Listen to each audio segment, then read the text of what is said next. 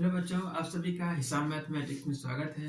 बच्चों, आज हम क्लास 10th का जो क्वाड्रेटिक इक्वेशन चैप्टर है इसका हम पढ़ेंगे कि कैसे हम किसी क्वाड्रेटिक इक्वेशन को सॉल्व करते हैं by the method of quadratic formula, या फिर द्विघाती सूत्र से हम कैसे हल करते हैं द्विघात समीकरण को, या फिर किसी द्विघात समीकरण के मूल को कैसे ज्ञात करेंगे द्विघाती सूत्र के द्वारा।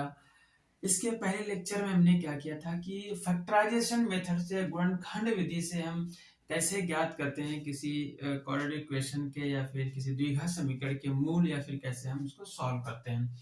तो आइए हम देखते हैं कि हमारा क्वाड्रेटिक फार्मूला क्या होता है। तो हमें क्या पढ़ना है, क्वाड्रेटिक फार्मूला,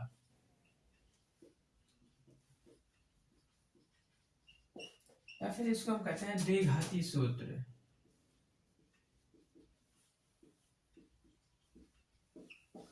तो द्विघाती सूत्र या क्वाड्रेटिक फार्मूला को जब हम यूज करते हैं तो सबसे पहले क्या करते हैं, जो हमारा क्वाड्रेटिक इक्वेशन उसके हम स्टैंडर्ड फॉर्म या फिर उसके मानक रूप में लिख लेते हैं। तो हमारा मानक रूप क्या होता है, किसी क्वाड्रेटिक इक्वेशन का x वेरिएबल में लिखें तो ax का square plus bx plus c is equal to 0।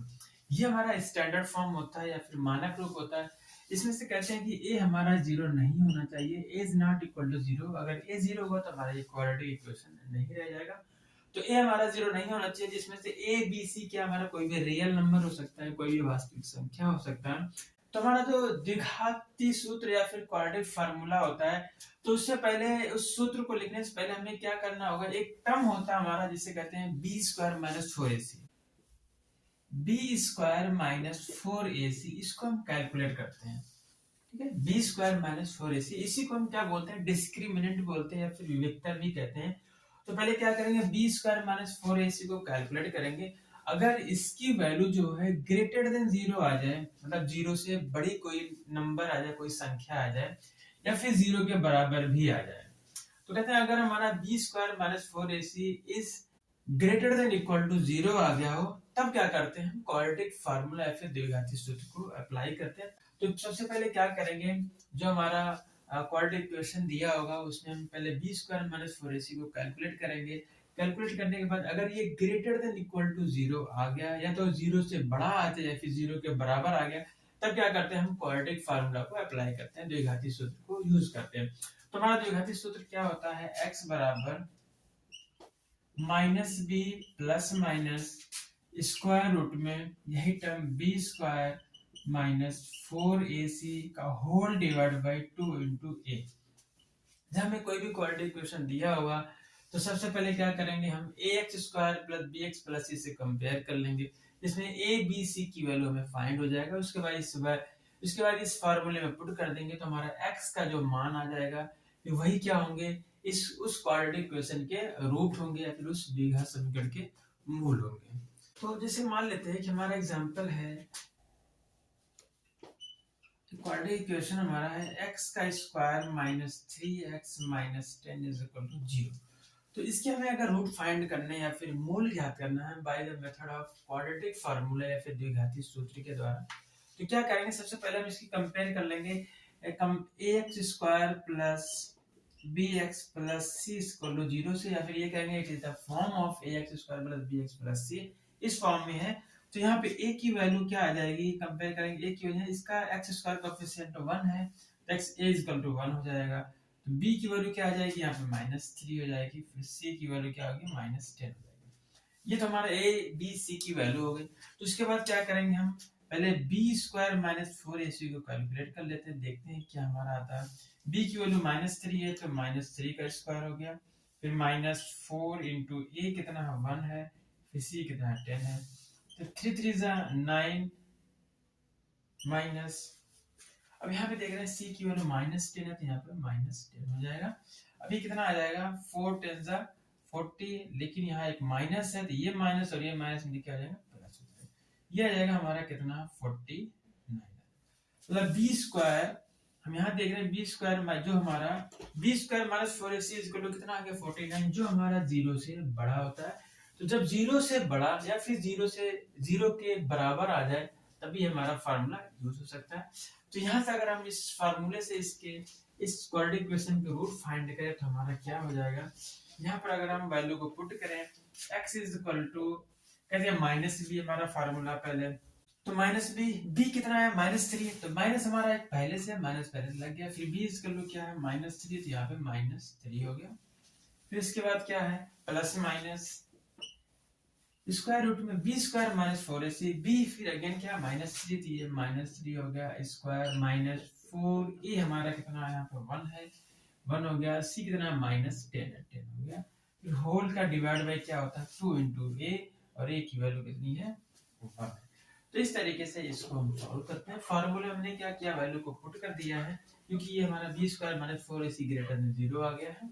अभी क्या होगा, ये माइनस माइनस +3 हो गया, प्लस माइनस स्क्वायर रूट में -3 का स्क्वायर 9, फिर माइनस इंटू माइनस क्या हो जाएगा +4 10 40, और divide by whole divide by कितना आ गया 2 आ गया। तो यहाँ का इसको इसके आगे कैलकुलेट करते हैं, 3 प्लस माइनस, अब 14 प्लस 9 कितना हो जाएगा 49 होगा, ये 49 हो जाएगा, डिवाइड बाई 2। पता है 49 का जो वर्गमूल या स्क्वायर रूट निकालें कितना आ जाएगा 7 आ जाएगा। तो यहाँ से 3 प्लस माइनस 7 डिवाइड बाई 2। अब यहाँ पे कहेंगे एक बार पॉजिटिव साइन लेंगे, तो क्या हो जाएगा हमारा, जो x बराबर हमारा क्या होगा, हम पॉजिटिव साइन लें यहाँ पे 3 प्लस 7 हो जाएगा डिवाइड बाई 2, तो 3 प्लस 7 10 हो जाएगा, 10 divide by 2 is equal to 5, means x इसका वैल्यू कितना आ गया हमारा 5, मतलब 1 रूट क्या आ गया 5 आ गया। या फिर अगर हम माइनस साइन लेंगे तो x बराबर क्या आ जाएगा, यहाँ पे माइनस लिखेंगे, 3 माइनस 7 डिवाइड बाई 2, 3 माइनस 7 करेंगे तो -4 आएगा डिवाइड बाई 2, फिर 2 से डिवाइड करेंगे -2 आएगा। तो यहाँ पे हम अगर बात करेंगे तो हमारे इस क्वाड्रेटिक इक्वेशन के रूट क्या आ जाएंगे, जो हमने क्वाड्रेटिक फार्मूला का यूज किया है, x बराबर 5 और -2 है, तो 5 एंड -2 हमारे क्या हो जाएंगे, मूल हो जाएंगे, रूट हो जाएंगे। इस तरीके से क्या करेंगे, हम क्वाड्रेटिक फार्मूला का यूज करके हम किसी भी क्वाड्रेटिक इक्वेशन को सॉल्व करते हैं, और उसके हम रूट या फिर उसके मूल हम फाइंड कर सकते हैं। तो बच्चों अब इसके बाद हमारे पास क्या है कि ये जो हमारा बी स्क्वायर -4ac का कॉन्सेप्ट होता है, इसको हम डिस्क्रिमिनेंट या फिर विविक्तर बोलते हैं। फिर हम अगर हमें जैसे यहाँ पे हमारा दो रूट आ गए, एक 5 आ गया, एक -2 है, इसको बोलते हैं टू डिस्टिंक्ट रूट है। क्या है, दो भिन्न मूल हैं जो रियल भी हमारे पास हैं।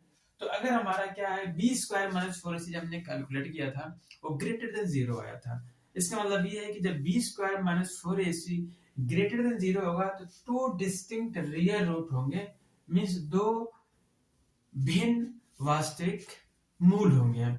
फिर इसके बाद जो हमारा दूसरा केस होता है, अगर B square -4ac is equal to 0 आ गया, मतलब 0 के बराबर आ गया उसको कैलकुलेट करने पे, तो कहते हैं तो हमारा जो टू इक्वल रियल रूट होता है, दो समान मूल होते हैं। फिर तीसरा केस होता है कि अगर डी या फिर अगर हम बी स्क्वायर -4ac को कैलकुलेट करें और वो 0 से छोटा आ जाए, 0 से छोटा मीन्स नेगेटिव नंबर आ जाए, तो कहेंगे हमारे पास कोई भी वास्तविक मूल नहीं होगा, नो रियल रूट होते हैं। तो इसको हम एक बार देख लेते हैं। क्वाड्रेटिक फार्मूले में एक टर्म यूज हुआ था जिसे हम कहते हैं बी स्क्वायर -4ac। इस टर्म को एक नाम दिया गया जिसको कहते हैं डिस्क्रिमिनेंट, इसको हम बोलते हैं डिस्क्रिमिनेंट, या फिर कहते हैं विविक्तर। उस क्वाड्रेटिक इक्वेशन का क्या होता है, वो विविक्तर होता है, जिसको हम डी से रिप्रेजेंट करते हैं, इसको हम डी से रिप्रेजेंट करते हैं। मतलब अगर हम कहें विविक्तर या फिर डिस्क्रिमिनेंट का जो फार्मूला होगा वो डी बराबर होगा बी स्क्वायर -4ac। डी बराबर बी स्क्वायर -4ac, ये हमारा फार्मूला होता है डिस्क्रिमिनेंट का या फिर विविक्तर का होता है।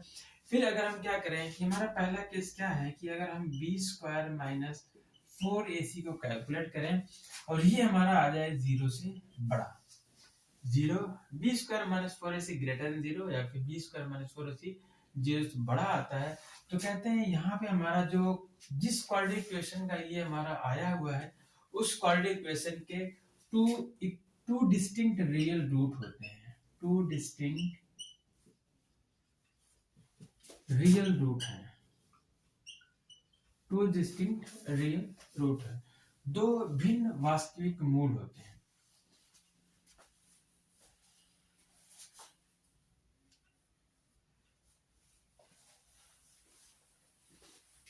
कहते हैं दो भिन्न वास्तविक मूल है, दो भिन्न वास्तविक मूल होंगे। फिर हमारा दूसरा केस ये होता है कि अगर हम क्या करें, बी स्क्वायर माइनस 4ac को कैलकुलेट करें और ये 0 के बराबर आ जाए। अगर 0 के उस क्वाड्रेटिक इक्वेशन के रूट क्या होंगे, इक्वल रियल रूट होंगे, तो कहेंगे two equal real root, two equal real root, या फिर दो बराबर वास्तविक मूल, दो बराबर वास्तविक मूल। ये होगा हमारा दूसरा केस। तीसरा केस क्या होता है कि अगर हम बी स्क्वायर माइनस 4ac को कैलकुलेट करें और ये लेस देन 0 आ गया, मतलब कि 0 से छोटा नंबर कोई नेगेटिव नंबर आता है, तो कहेंगे हमारे पास तो उस क्वाड्रेटिक इक्वेशन के कोई भी रियल रूट नहीं होंगे, कहेंगे नो रियल रूट, या फिर कोई वास्तविक मूल नहीं।